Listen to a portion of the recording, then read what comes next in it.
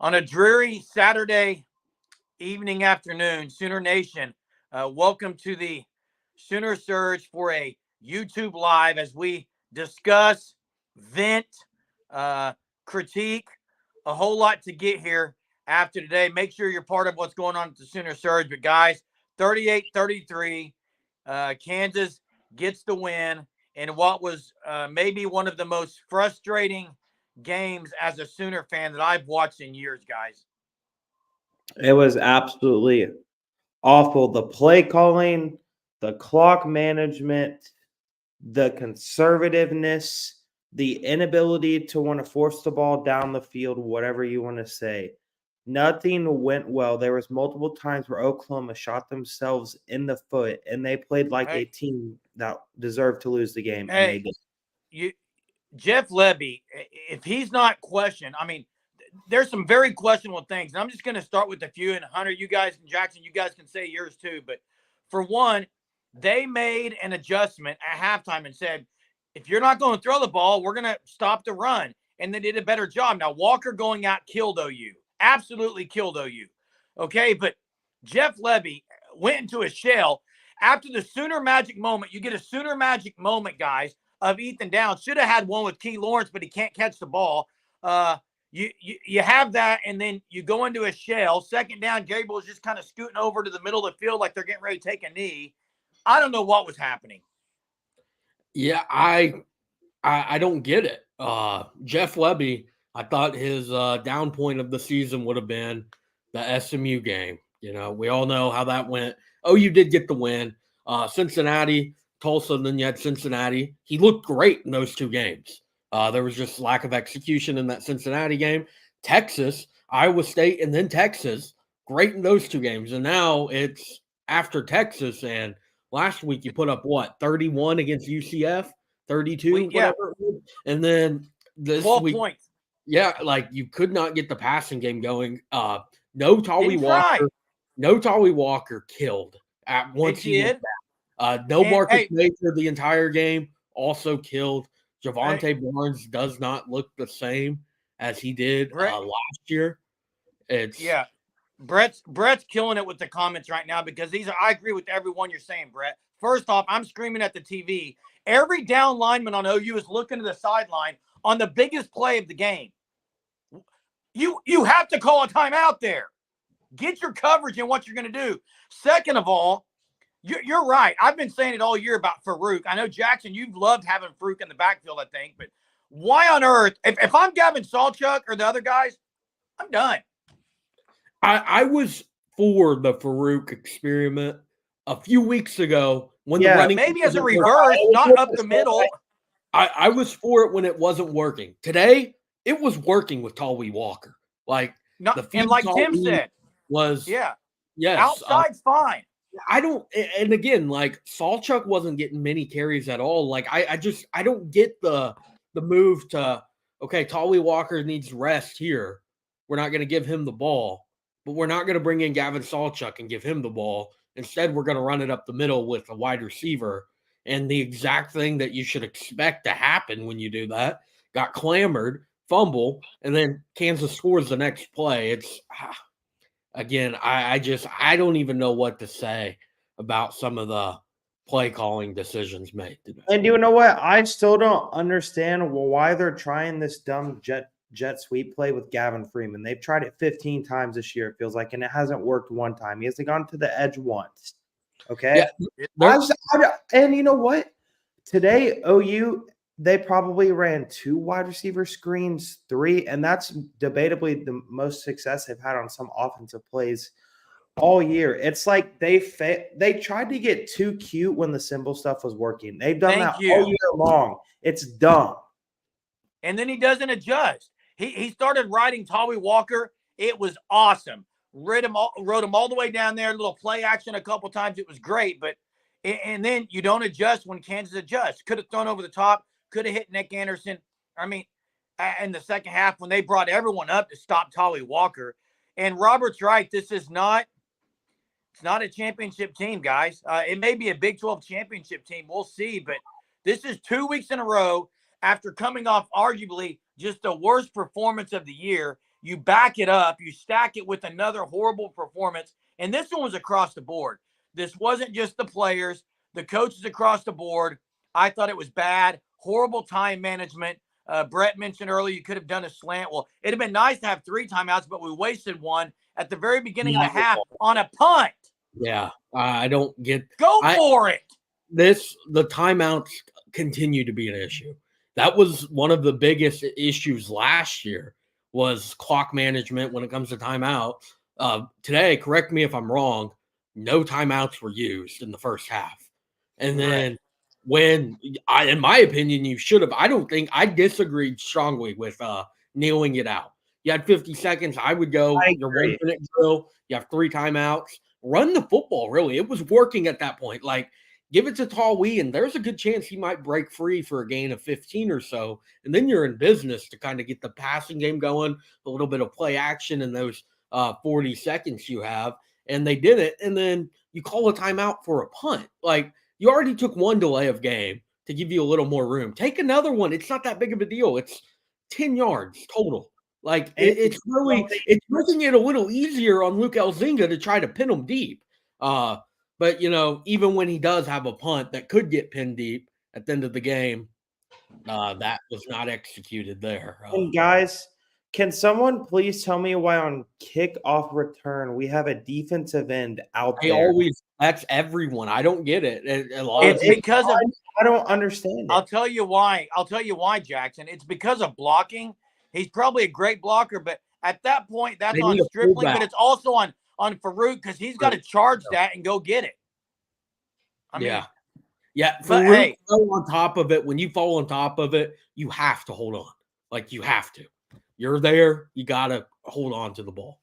And we can't say score off of it. I agree. And look, someone asked if OU can get right. They absolutely can get right. If they win out, they're still in the Big 12 title game. Is that correct? Yeah. They have all the tiebreakers for Big 12. So as of right now. So the problem is, I understand the weather was bad. We talked about it all week on the podcast. It was going to be an issue, but please, it's an issue for both teams. Bean was throwing the ball. OU didn't even attempt to throw the ball. And the other thing, they didn't do much. First half they ran Gabriel. Second half they didn't hardly. Yeah. The thing about this team today makes no sense. Defense, for the first time all year, could not tackle. The entire first half, they literally could not tackle at times. That hasn't happened all year. They've had very few missed tackles.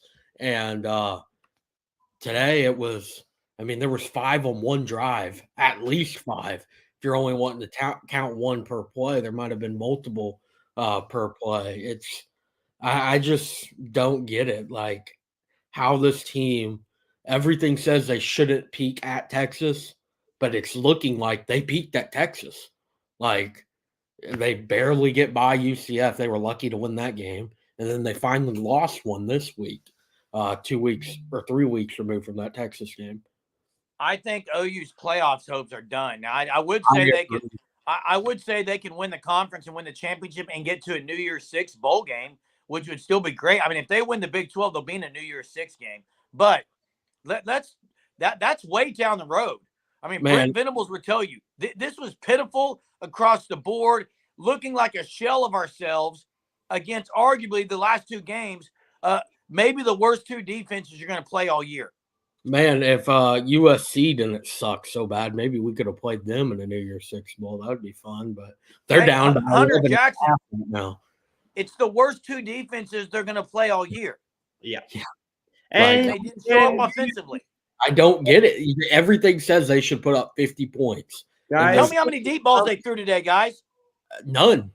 One. Brendan Thompson. That one. Brendan Thompson. Nick Anderson had 2 targets.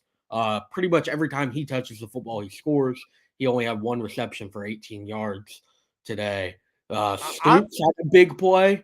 Would have liked it to be to someone else who Stoops is great. Like, don't get me wrong. Stoops is great for what he does. That he's the perfect player for that type of role. It's just on a route like that, how he was able to get that wide open after breaking 1 tackle. If it was like Nick Anderson, that might have been a house call. Or for sure how strong. He's the fastest guy on the field. Something that is so frustrating is that this offense still lacks an identity at this point in the year. Okay, like are you going to be able to run the ball, or are you going to be able to throw the ball? What is it? Depends on what the defense does, Jackson. That's what I'm saying. OU ran for over 200 yards today. You would have thought we would have killed Kansas, but no. Second half, and we did deserve to lose this game. And I'm just tired of and I don't want to get criticized too bad, but come on ahead, bring it. Dylan Gabriel today. Now, we didn't throw the ball much. We didn't give him much of a chance. But I on can't the pick six, was on him. Yes. Look, if he just pumps that, Nick Anderson's running the post route and he's leaving the guy that's behind him. I don't think we do a very good job of looking around on the field when we throw the ball. The O-line was bad today, pass protection, but to not even go down the field and we did hit Stogner once on a great play call, but that was great. Go down the middle of the field some. I don't get it. I'm just at a loss for what Levy was doing today. And back to personnel stuff, like on that Hail Mary final play of the game. Like, I'm sorry, why is Austin Stogner in there, but Nick Anderson and Jaden Gibson are not in? Gibson was in, wasn't he? Was he? I saw Gibson. He was okay. I must have missed him then. I didn't. At least only. Again, why aren't both in? It's a jump ball. Those are the two biggest receivers on the team with really good abilities to make those jump ball plays in the end zone at times. Yeah, and hey, appreciate that. Appreciate that, Timothy. We definitely got out coached. Hey guys, the other thing is Dante says he could have sealed the game. Now, here's the deal. OU still gets the interception with Ethan Downs. Yeah. The difference is Key Lawrence's could have went for a pick six. Okay, Yeah. that would have been the difference there. But Ethan Downs makes maybe the best play of the game, Sooner magic moment, drags the entire Jayhawk team to the sideline, and we go out there, and I'm sorry, Javonte Barnes is not it if you're wanting to pound the clock. Look, what was Tolly Walker's injury? Did he ever come back? I don't think it was an ankle. Yeah, I was going to say, I feel like it's an ankle injury. Put him back in there and let him just go for 3 or 4 then. He tried to come back in at one point. Bring Jackson Arnold in. Bring Arnold in. Let him pound the ball. Something. Jackhammer. 1 first down and the game's over. 1 first down. This offense could not do it. And, you know, like the situation there. Arnold and Gabriel. A little bit of read option, maybe swing it out or something. But my biggest thing on that possession, Hunter, was on second down, guys. I was texting on the group chat saying, get Gabriel outside for a little play action. Give him an option we can run or pass. Instead, they run Gabriel, but he literally is just running to the middle of the field to try to fall down. It's like they thought the game was over. Hey, why did we run that play with Javonte Barnes blocking for a touchdown? Great drawn up play. Never run it again. I don't get it. How is Jeff Levy able to make great adjustments following that 1 hour rain delay? Because OU put up 14 points pretty quick, like snapping the fingers right after that. And then second half comes, you have a full halftime, even though they probably should not have had that. And no adjustments were made. It's just, I don't get it. Brent Venables is got to be upset. It was his worst coaching job of the year. Time management. He took full blame. Time management was pitiful. All the way through the game, it was pitiful. I actually to me, and I think we disagree on this. I'd love to hear what the viewers think. I think when Nick Anderson jumped off sides on 4th and 7, I think it was. Yeah. Okay. I don't think they were going for it. I think they were literally trying to drum off sides because Gabriel was doing this. Now he ends up jumping off sides. I think they're going to pin him back anyway, but it was 3rd and 4, and they could have just run 2 times up the middle and probably gotten the first down. But instead, it was horrible play calling, horrible decision. Probably should have just went for the thing and ended it there. But no, gave him the ball back, couldn't stop him. I also think it was a drive in the 4th quarter where they had that. What was it? The 19-yard completion to Anderson, and then they decided to run it 3 times up the middle, literally the same exact play 3 times in a row. This loss was defense. That's when you take that deep shot. Like, come on. It's not that hard to just play with some sort of like just knowledge. Like, if they're going to put 8 dudes in the box, you need to at least throw it deep a few times to show that you're willing to do it. I don't get it. It feels like over 50% of the times this season in games, they've been scared to take that deep shot. I don't get it. UCF, there was what, like 3 passes over 20 yards. Only one of them was complete, and that was the one to the sideline to Nick Anderson, I believe. There was the SMU game where there was only one, and it was because it was literally 21 yards out, and it was to the end. Yeah, we've been saying this way too often. And look, Lebby's had some good games, and I haven't blamed the officials at all. I actually thought Kenai Walker interfered the guy on that last drive. That was very close. The officiating was fine. There was the targeting issue, but we can discuss that later. This was not on the officials or the weather. This was solely on OU. And for Brent Venables, who has said we're going to be physical, suffocating defense, you have a chance on 4th and 6, and you're playing 8 yards off the football. I mean, let's get up there, call a timeout, bring the house, and don't let Bean have any time to throw the ball. Instead, Dolby's 10 yards off the ball. That's the game. I mean, yeah, OU leads the country in TFLs, and they only had 3 today. That's a big difference. No sacks, only TFLs. The opposite of aggression is complacency and conservative, and that's what Jeff Lebby not once was aggressive today. Not one time was Jeff Lebby aggressive. And yeah, Tim brings up the 2-point. Now you look at hindsight. If you would have just kicked the extra point, you could have tied the game with a field goal. I know that's hindsight. I agree with the cutesy crap to go for them at the time, because it would put you up by 3 points because Kansas started going for them. But you got to have better play calls for them than what they were doing. Like, I'm at a loss. Like, really, how was there this many? And the fact that they made this many mistakes and were still almost able to win it is it's frustrating for sure. That's right. And it's like they just continuously shot themselves in the foot.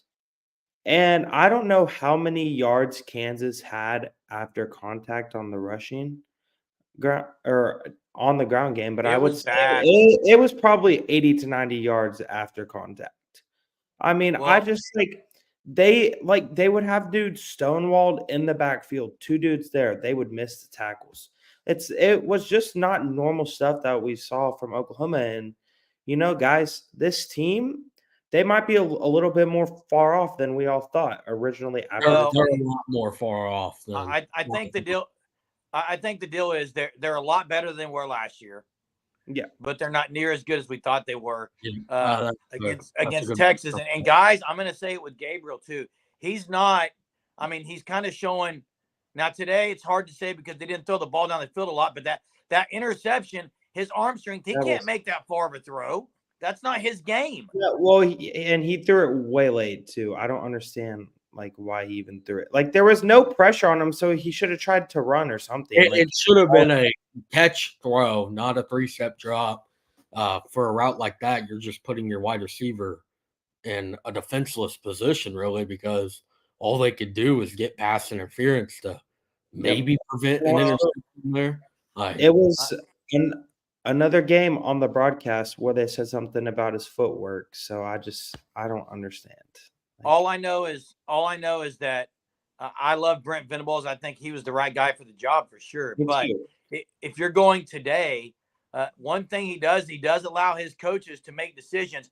I'm not sure in the running back room what was being like. I would have loved to see Sawchuk when Walker went out, not so much Barnes. Sawchuk's played a lot more. You're in maybe the biggest game of the year, and you're going to throw a guy out there who really hasn't played hardly any. Second of all, this is the 30-yard penalty, and that was on the sideline, and 15 yards ago it was on that. That killed. Like, we lost our composure a little bit. The frustration was rampant, and it showed tonight.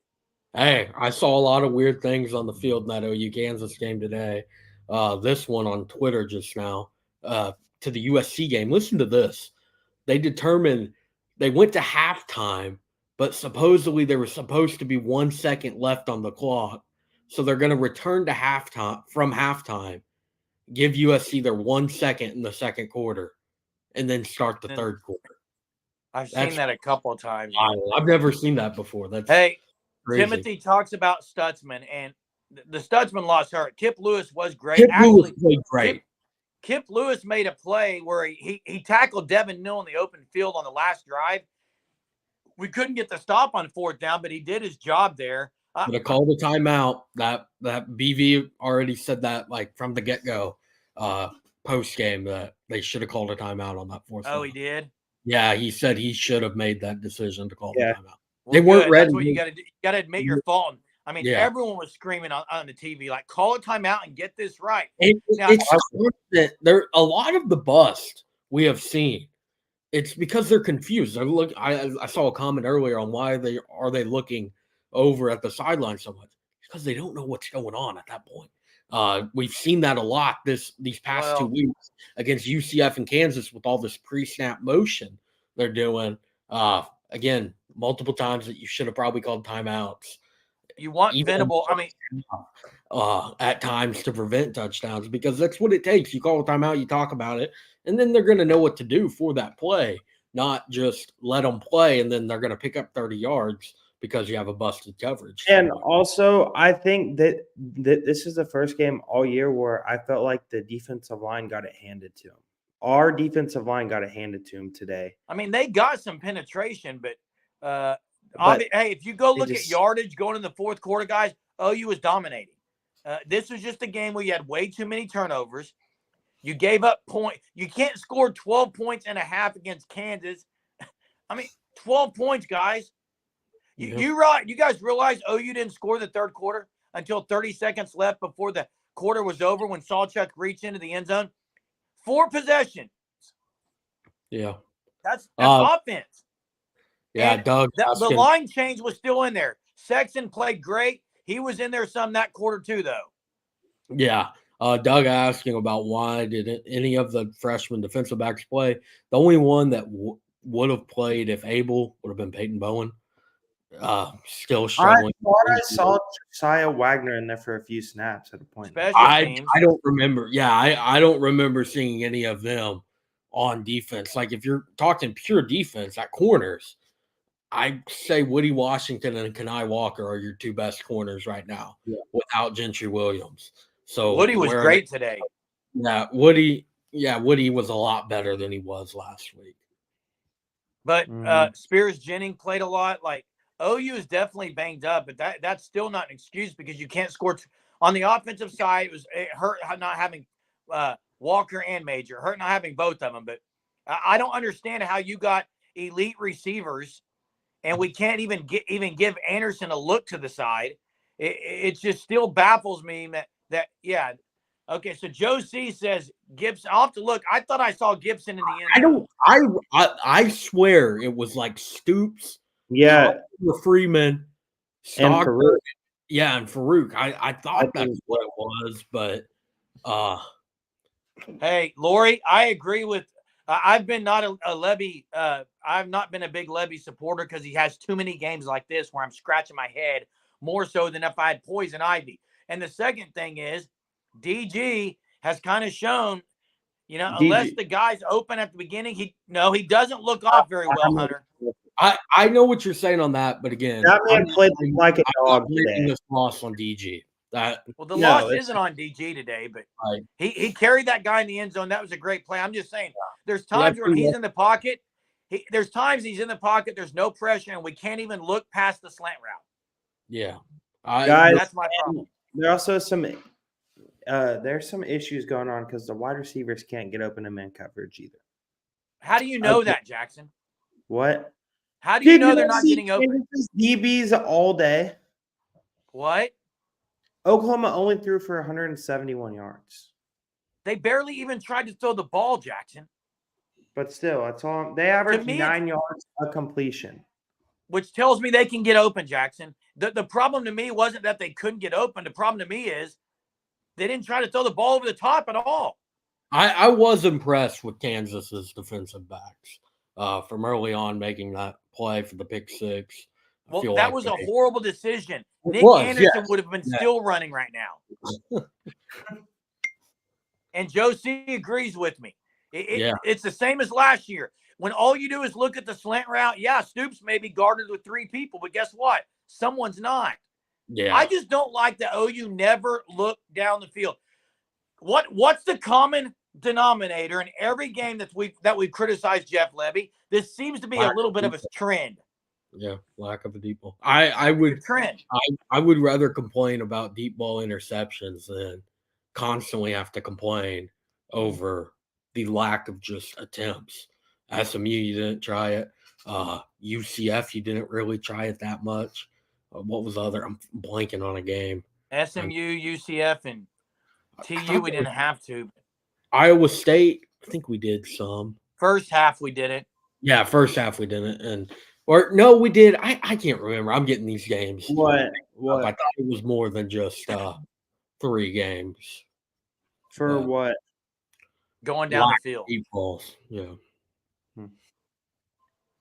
Yeah, I feel like there's just, and guys, I think I'm not going to blame this game on the officiating at all, but it was just, the targeting call. Like, are you not supposed to go all out to not let the QB score near the goal line?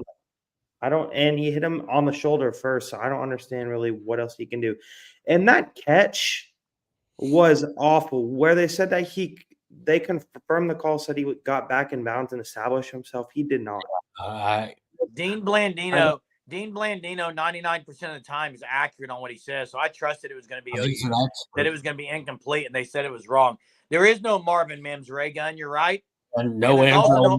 Because Andrell Anthony either. That hurts. That hurts. But back to they have even thrown down the field to him tonight? Yeah, who knows? Back to the Big 12 officiating. Last week, pass interference wasn't a 15-yard penalty. This week it was. It was a spot of a foul last week. It would be nice if we could somehow get clarification from Big 12 about the yardage on those penalties. Like, because last week there was like 3 times they had them within that 15 yards against UCF, and it was a spot of the foul. This week there was one. It wasn't a 15-yard pass, and they called it a 15-yard penalty. So which one is it? I agree. I've never seen a conference have so many just they're just so inconsistent on their calls. I tell you this. Yeah, I agree. And this game, guys, I'm just baffled, guys. Baffled. When OU gets the turnover late with 2-something left, that they cannot get 1 first down, and then baffled that they can't pin them deep after they don't go for it. And then baffled that on 4th and 6, with everyone looking up at the sideline, we can't call a timeout. Like that series is going to haunt the Sooners until their next game, because I'm sure you asked them, they wish they played tomorrow. I guess the only saving grace is you got Bedlam next, and there's no way OU's throwing 3 duds out in a row, is there? Because they were a dud last week. They were a dud this week. I didn't think we would get 2 of the biggest duds of the year against the 2 worst defenses you're going to play down the stretch. And that's what this concerns me with the way we're playing the run game, due to the fact that we're fixing to play Ollie Gordon, is playing like maybe the best running back in the country. Yeah. So just be prepared. Joe is saying the bench can Canic with Kip. The problem Kip has not looked good the last 2 weeks. Yeah, he has not been the same. He looked a lot better second half today, though. Yes, he did. And like with Kip Lewis, like we don't know how long Danny Stutzman is out for. Hopefully it's no time at all, because they're going to need Danny Stutzman next week in Stillwater. This was his worst game, though. Yeah, and that's what I was getting at. Like, and Kip Lewis, even Kobe McKenzie, like both of them are proving like it's going to be hard to keep them off the field. Like, if there's any sort of struggles, like those guys are ready to play. And I think a lot of it comes watching them on special teams, seeing the plays that they make there. That's one way to prove yourself. I know RSJ has proved himself there a lot. We saw RSJ on that one play defensively. He had his one chance and he blew it. Very bad. I do remember. Coverage. I do remember Kip Lewis right before the 4th and 600. He made that great play, and when he got up, he was huffing and puffing. Dude was tired. He played more than he. And that's the other reason he never plays. He never plays. That's the other reason I was screaming at the TV though, like call a timeout. These guys are gassed, and they didn't. Like I don't get it, because then like just timeouts in general, they're never used in the first half. Then they're always used early on in the third quarter for something dumb, like for a punt. That kills. And then if they did use it, then they only have one timeout. But you should use it, get the 4th down stop, and get out of there. Like you should be able to get out of town with the win right there, and they weren't able to do it. Ray Gunn is right, guys. You break down the receivers. I mean, Stoops, possession receiver. Freeman, pretty much possession, short yardage guy. Stogner, possession. Nick Anderson, you could argue, is more of a possession receiver, although he can go down the field because of his size. But Brennan Thompson came in and caught a deep ball. Gibson should be going down the field. I don't get Gibson. Let me see. No targets today for none. Gibson. I don't get it. He's a human highlight reel every time he touches the football. Nick Anderson's a human touchdown machine every time he touches the football. He only had 2 targets and only 1 reception today. Guys like that, you just got to get them the ball. Like, you have to. I like they're touching the ball, but I mean, how many times did Freeman get it? He had 3 carries? It says only 4, but I swear it was more than that. That sweep they were doing to Freeman, it felt like a lot more than 4. Is Ray referring to Gibson? Because I know Gibson was in a few times. Yeah, Gibson played some. Yeah. Oh, yeah. Joe says he thinks he got benched. Yeah. I remember him getting a penalty, and then he was gone fast. Like, I mean, after that's the big thing with Gibson is he's had a lot of mistakes at times. But so did Dolby and someone else, and they came back out. Yeah. Hey, the only thing you can take from this is the running game was way better than I thought it would be. But how much of that can you take? Because you're going against the 93rd ranked rush defense in the country. Oh, I agree. And when you had to run it, you couldn't at the end. Yeah, exactly. Walker was out, but I thought Sexton was great coming in on the left side. Jacob Sexton was unbelievable. Caden Green is the real deal. Like, yeah, he got you want to talk about manhandling. Oh my goodness! Yeah, I was gonna say he got called for manhandling. Worst officiating calls I have ever seen, because it wasn't even close to hands to the face. Caden Green has giant hands. His hands were nowhere near the face. It was right here at the shoulder. I thought they called it holding. It was holding. They did call it holding, but at first they were saying on the broadcast they thought it was hands to the face, and like I don't get it. Like, he didn't grab anything. Like, he literally just manhandled him with one hand. Yeah, look, I know anyone on here would say, I would rather have OU ran for 90 yards instead of like 200 and some, as long as it was the 90, as long as those yards came on that last drive. They couldn't get it done. Jeff Lebby was bad. You're right, Dapos. The show goes on, and here's what we really need to take from this, guys, is OU can still control their own destiny to be in the Big 12 title game. You got to. That's what BV is going to say. He is the right guy for the job. They're getting closer to what they need to be in the SEC as far as physicality, but they got to have Walker. They can't really have any other injuries, or it could be difficult to get to the title game. So you got to think about those things. I mean, you can definitely run the table with who you got left, but you're going to have to play much better. Yeah, you can't have 30-point performances against 2 very not good. And it comes down to, this is a great example. Like Savion Byrd, there was no reason to even keep playing through the whistle on that, no matter what. Like, there's no reason to commit those kind of flags that you can control. For example, like whenever Kendall Dolby threw the dude down when he was out of bounds for 3 seconds.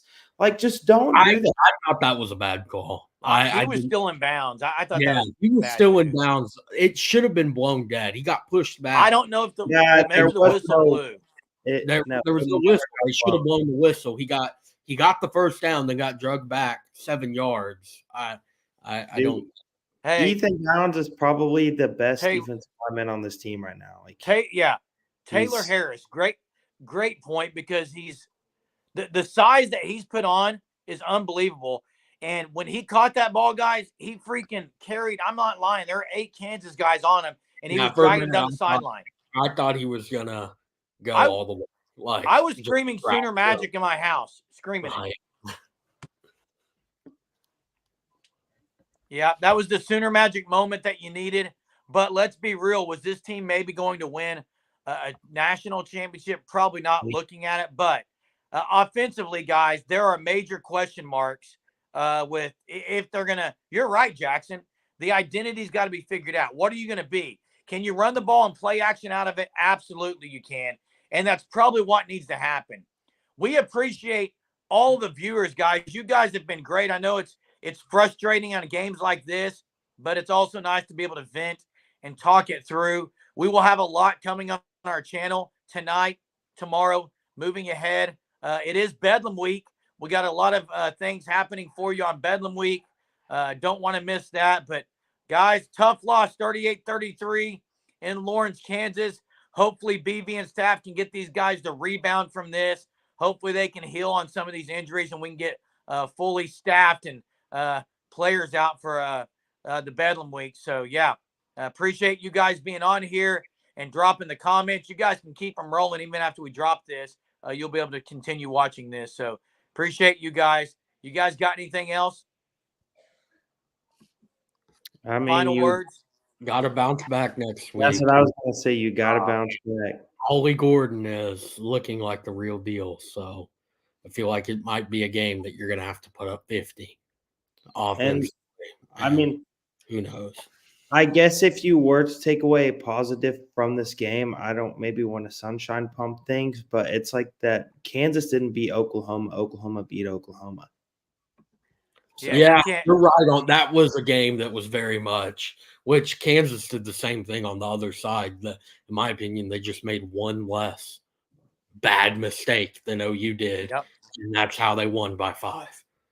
OU deserved to lose, Ray. Great point on the penalties. I think it was 8 for 84 was the last stat that 11 for 101. 11 for 101. So yeah, unbelievable. I mean, guys, you got three true turnovers, 2 more turnovers on turnover on downs. That's 5. 11 penalties for 100 yards. Still should have won the game, but it doesn't matter. You didn't win the game. It's a learning moment, learning opportunity. Thanks for joining us, guys, on the Sooner Surge. We appreciate all your knowledge and content and for keeping it all clean. Thank you, guys. And until next time, guys, Boomer. Boomer.